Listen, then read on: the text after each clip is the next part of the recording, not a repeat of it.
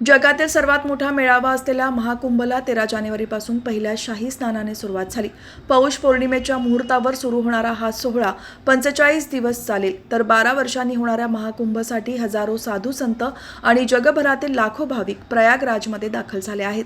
पुढील 1.5 महिन्यात तब्बल 40 कोटी भाविक या मेळाव्याला येतील अशी शक्यता गृहीत धरूनच उत्तर प्रदेश सरकारने या सोहळ्याची तयारी केली आहे।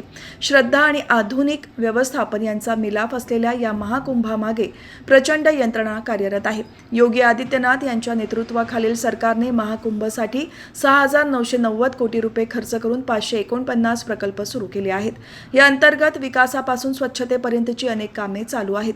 2019 मधील कुंभमेळ्याशी तुलना केल्यास त्यावेळी 3,700 कोटी रुपये खर्च करून 700 प्रकल्प हाती घेण्यात आले होते। केवळ श्रद्धा नव्हे तर कुंभ हा आर्थिक, सामाजिक आणि सांस्कृतिक दृष्ट्या महत्त्वाचा उत्सव ठरला आहे।